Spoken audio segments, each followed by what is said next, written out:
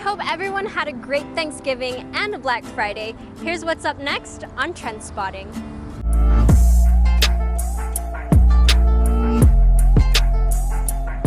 How's everyone? I'm Cami Aguirola and welcome back to another episode of TrendSpotting. Here are the topics that had you talking this week, starting with the passing of Typhoon Kamuri.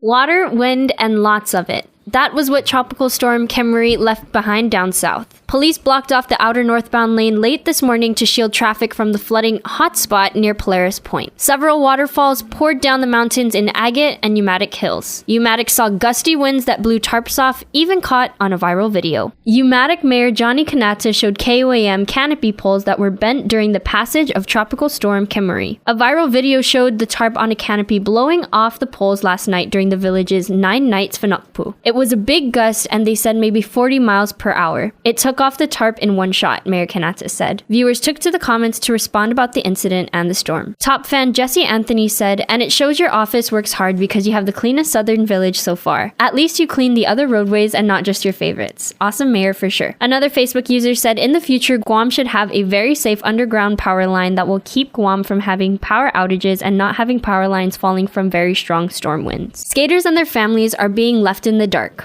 Quite literally. Dededo Mayor Melissa Savares says enough is enough when it comes to the park lights that have been out since March. The problem is, according to Mayor Savares, she's relying on the Department of Parks and Recreation to fix the lights. Not that she didn't try to resolve the situation herself. She says she even requested help from the Guam Power Authority, but was told to stay in her lane. Skater Austin Calgren was even electrocuted months ago trying to turn on the lights. And skater Aaron Tydinko sums up the sentiment of skaters who frequent the park. "It's kind of disheartening. It kind of feels like the people in charge of the community don't care about the people within it." Here are some of your comments on Facebook. Cruz Williams said, "There's a lot more to this closure. I've picked up beer, liquor bottles, and trash from used syringes, food containers to burn trash. This park is alcohol and drug free. Late at night is when all these occur. DPR mayors, staff, and others have been teaming up just to keep it safe. I've seen more families use the park in the daytime now since the late night partiers have gone." Joey Baza said, "We need a new mayor for that village as soon as possible. It seems the only time things get done is whether it hits social media or time to re-elect. Just watch the sidewalk with gates from Mobile Fatsimo to Mobile Liguan. It will be cleared come election time."